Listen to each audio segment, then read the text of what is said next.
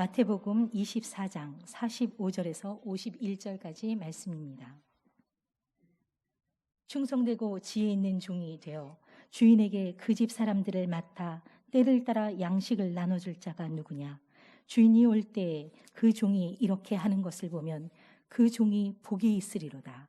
내가 진실로 너희에게 이르노니 주인이 그의 모든 소유를 그에게 맡기리라.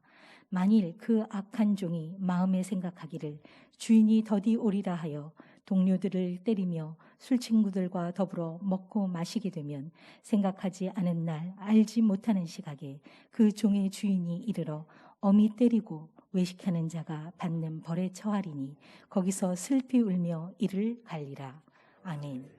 온라인 영상을 통하여 유튜브를 통해 예배된 여러분에게도 주의 하나님은 도우심이 넘쳐나게 될 줄 믿습니다. 저는 이 시간 여러분과 함께 그럭저럭 한다면은 하는 제목으로 은혜를 나누고자 합니다. 옛말에 길이 멀어야 말의 힘을 알 수 있고 세월이 흘러야 사람의 마음을 알 수 있다고 하는 말이 있습니다.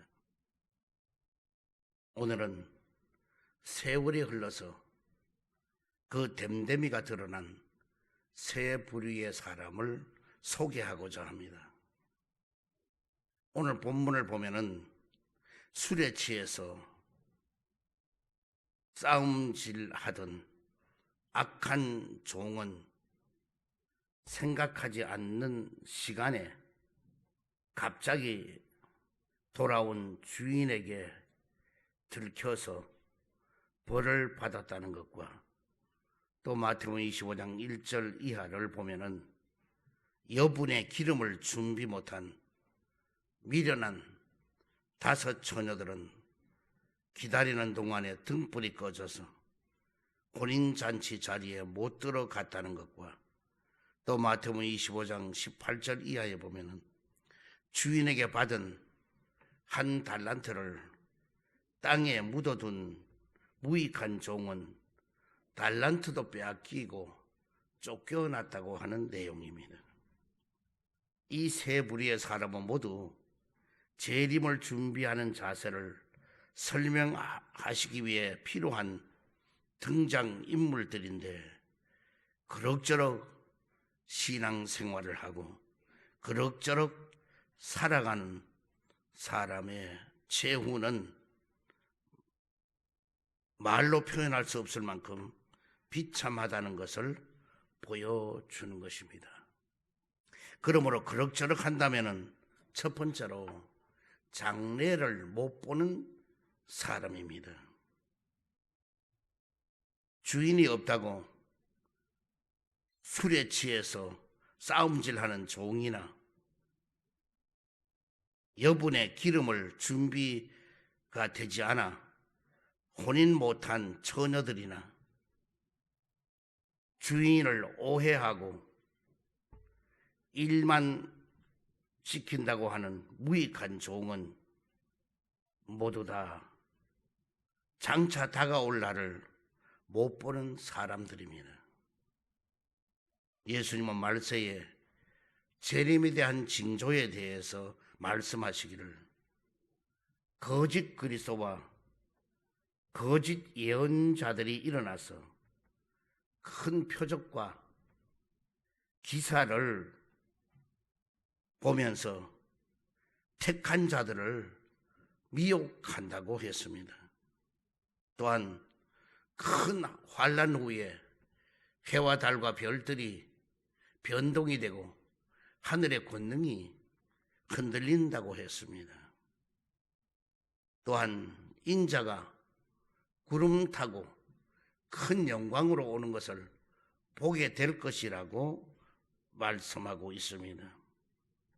무화과 나무에 가지가 연하여지고 잎사귀를 내게 되면은 여름이 가까운 줄을 알라고 했습니다. 우리나라에도 감나무나 대추나무에 잎이 나면은 여름이 온 줄 알게 되듯이 무화과나무를 보고 여름을 짐작하듯이 재림 시기가 임박했다는 것을 알려주고 있는 것입니다. 예수님께서도 예고하신 대로 예루살렘은 주 70년에 멸망이 되었고 이스라엘은 세계 각국에 산산이 흩어져서 디아스포라가 되었기 때문에 그들이 고국으로 돌아가서 국권을 회복하리라는 것은 오랫동안 아무도 상상하지도 못했던 일입니다. 그런데 제2차 세계대전을 전후해서 이스라엘의 독립운동인 시온주의 운동이 전개되더니 1948년 5월 15일 대통령 와이즈만 박사의 영소라에 다윗 왕을 상징하는 별이 그려진 국기를 휘날리면서 당당히 독립을 선포한 것입니다. 이로써 재림의 여러 징조 중에 이스라엘 국권 회복인 무화과나무의 비유가 딱 들어맞게 된 것입니다. 우리가 요즘 매스컴을 통해서 세계 정세나 기후 변화만 보더라도 성경에서 예고한 대로 주님 재림이 임박했다는 것을 여러 징조로 확인하기에는 충분합니다. 그러므로 저와 여러분은 그럭저럭 살아가고 그럭저럭 신앙생활을 하지 말기를 주의로 축원드립니다. 이 세 부류의 사람들처럼 더디 올 줄로 착각하며 살아가는 생각지 못한 때에 갑자기 오신 재림 주님으로부터의 쫓겨나고 버림받는 비참한 신세가 절대로 되지 말기를 주의 이름으로 축원드립니다. 그럭저럭 하는 사람들은 장래를 못 본다는 것입니다. 악한 종은 그저 그날 무책임하게 살아갈 뿐 현재 무책임하고 불성실하게 사는 삶이 불행한 장래로 이어짐을 인지하지를 못했습니다. 갑자기 주인이 올 줄 알았다면 술 안 마시고 싸움을 안 하고 또 주인이 더디 올 줄 알았던 것이었던 것입니다. 그러므로 갑자기 올 줄 알기만 알았다면 누가 술 먹고 싸우겠습니까? 주님의 재림도 마찬가지입니다. 성경의 말씀대로 도둑이 예고 없이 들이닥치듯이 재림 주님은 갑자기 우리에게 찾아오실 것입니다. 또한 미련한 5 처녀들은 장래에 대한 준비가 전혀 없었습니다. 신랑이 언제 올 줄 시간을 미리 알았다면 그 한 10분 전쯤에 나가서 기름을 사다가 등불을 내다가 밝게 등불을 켜고 기름을 가득 채웠을 텐데 문제는 어느 누구도 그때와 시기를 모른다는 것입니다. 그처럼 개인의 죽음도 세상의 종말도 마찬가지인 것입니다. 주님이 오라고 하면은 그때 믿겠나이다라고 하는 그것은 영영 불가능한 일인 것입니다. 또한 무익한 종은 현재의 잘못된 선택은 잘못된 생각으로부터 나오고 그 생각과 선택이 장래에 심판받게 될 것을 몰랐던 것입니다. 장래가 잘못될 줄 알았다면 종이 가진 주인에 대한 생각과 삶의 태도는 분명히 달랐을 것입니다. 이들 세 부류는 언제까지고 이대로 살아도 괜찮을 줄 알았던 것입니다.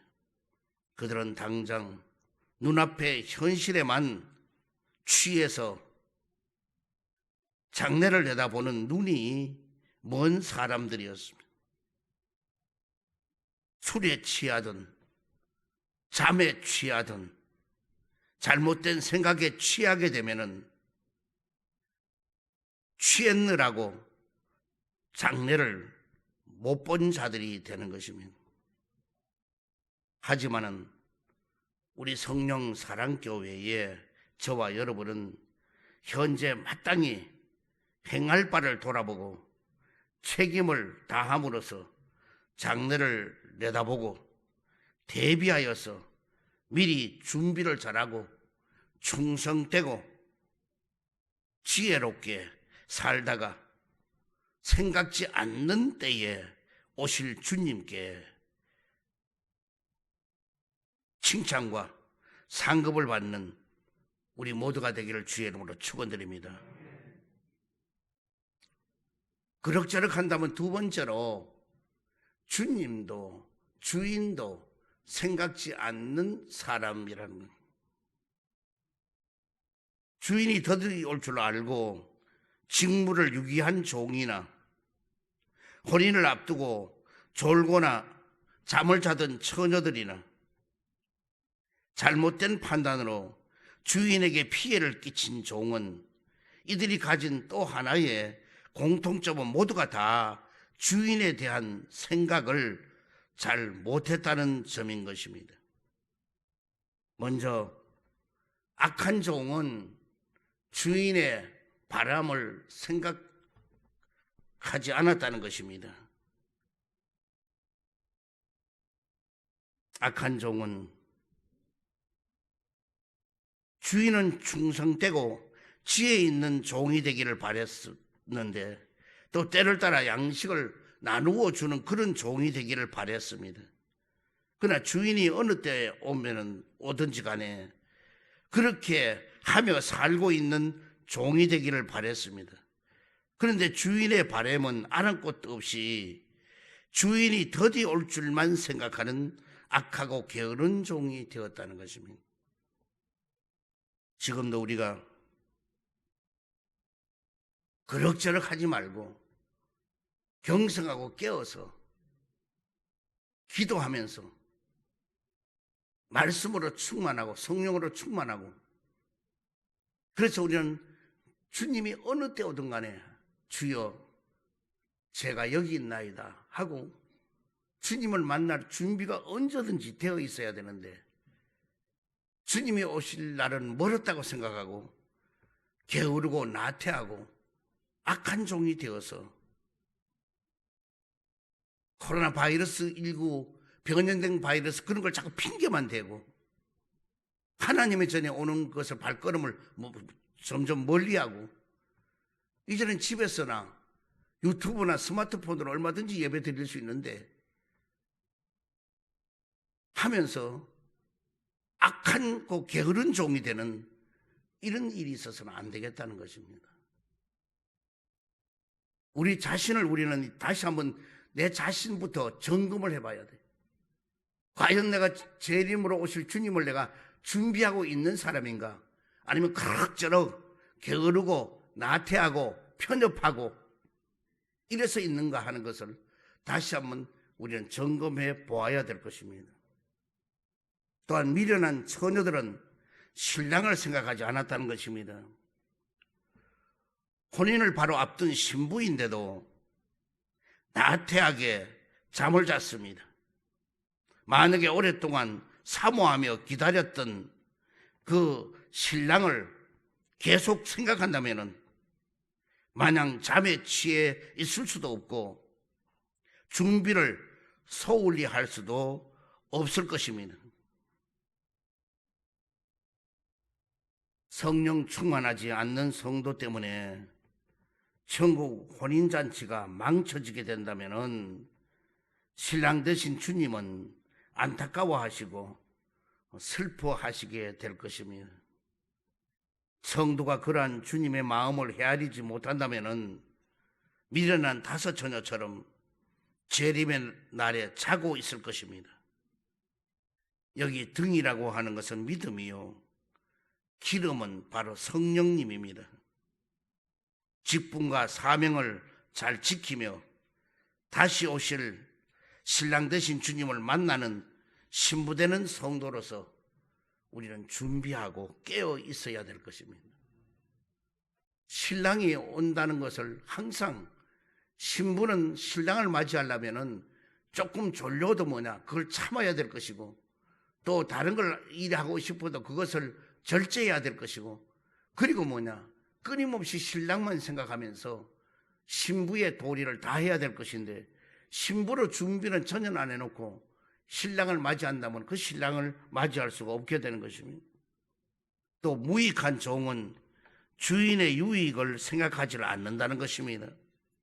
마태복음 25장 24절에 보면은 한 달란트를 받았던 자는 와서 이르되 주인이여 당신은 굳은 사람이라 심지 않는 데서부터 거두고 해치지 않는 데서 모으는 줄을 내가 알았으므로 이렇게 말씀하고 있습니다. 이 종은 자기 주인을 냉엄하고 또 부당한 이득을 취하는 사람으로 인식했기 때문에 달란트를 두려워하여 땅에다가 묻어두었다는 것입니다.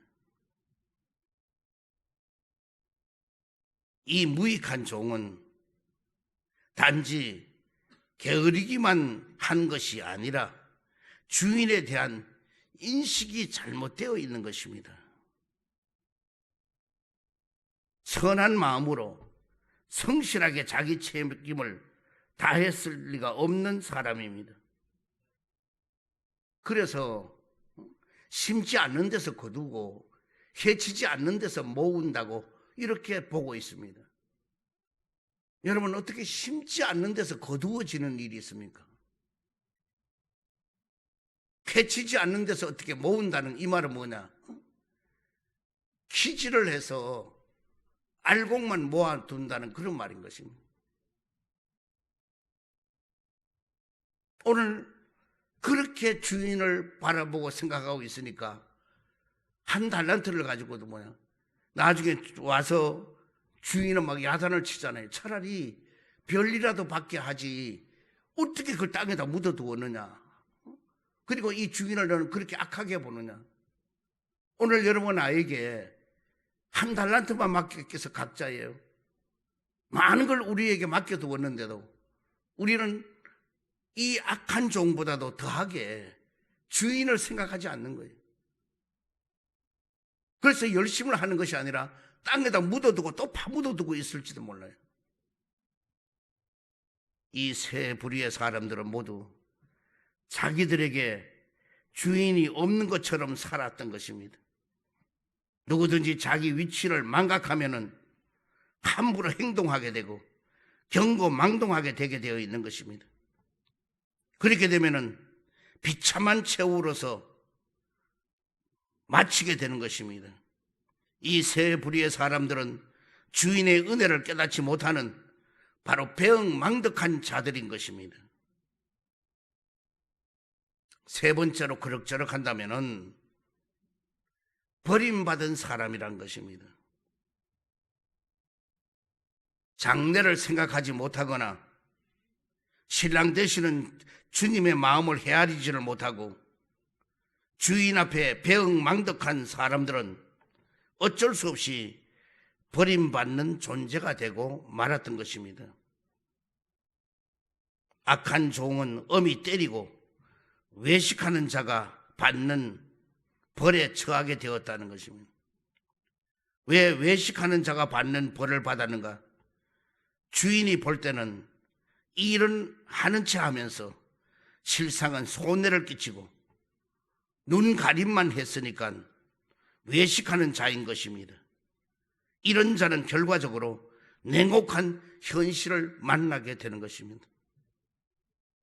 오늘날 또 교회 직분을 가지고 열심으로 남이 보면 하는 척하고 남들이 보면은 대단한 것처럼 여기지만은 실질적인 그 내막을 파고들어가면은 외식한 자처럼 형식과 가식과 의식적으로 말은 번지르르하게 하는데 실천과 행동은 온데간데 없고 겉에 볼 때는 모든 사람들이 회칠한 무덤처럼 보기도 좋고 아름답게 느껴지는데 속에는 이리와 같은 양심을, 거짓된 양심, 화인 맞은 양심, 이런 것으로 가득 차 있어서 있다면은 주님이 오실 때 그 판단은 어떻게 되겠습니까?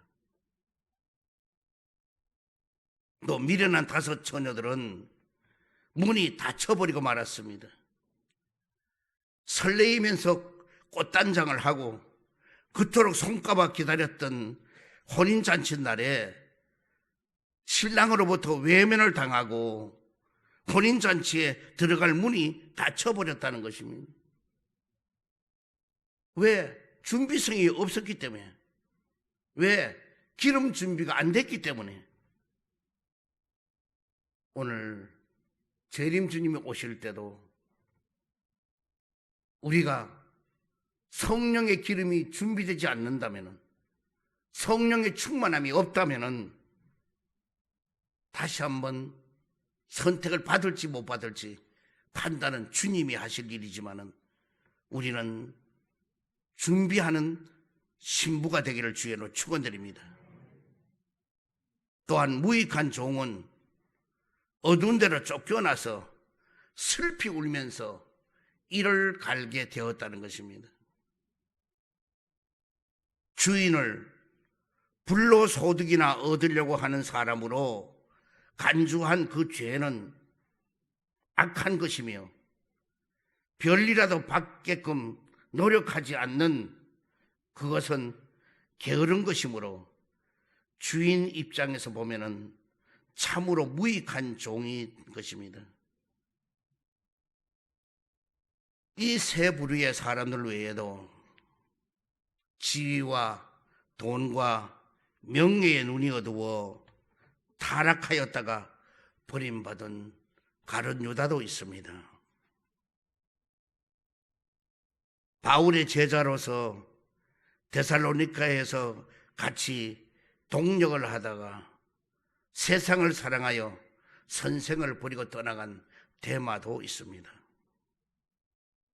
바울을 쫓아가다가 감옥에 갇힌 바울을 배반한 부겔로와 허모게네도 있습니다. 이들은 모두 주님이 아닌 자신들이 자기 주인이었던 것입니다. 세상에서 얻은 이득과 오직 자기만을 생각했습니다.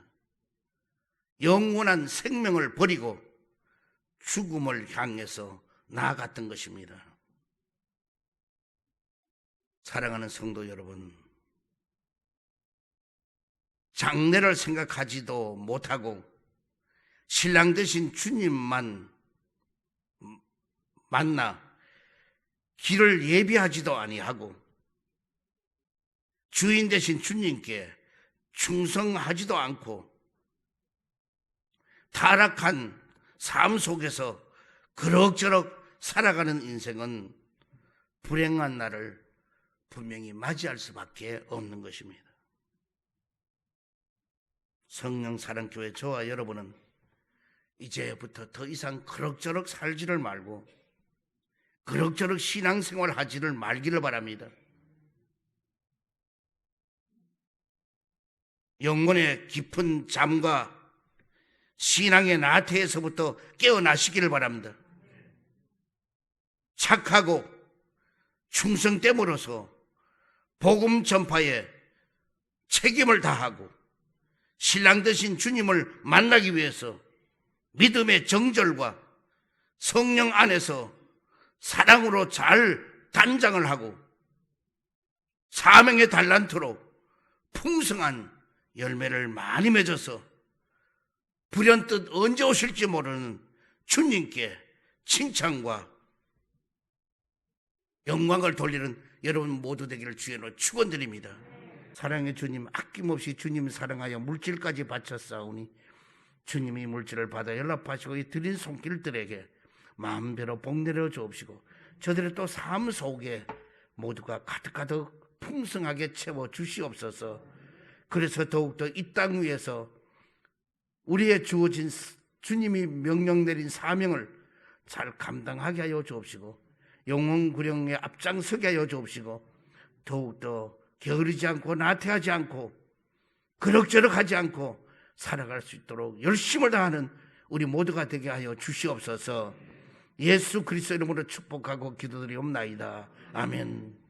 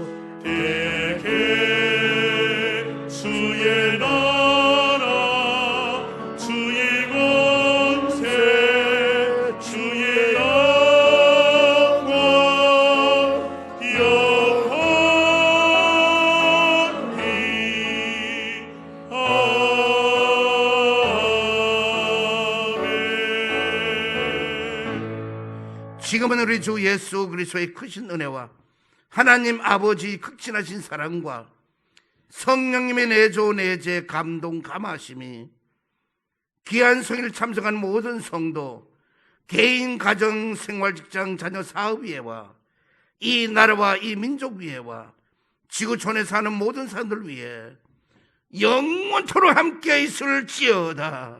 아멘.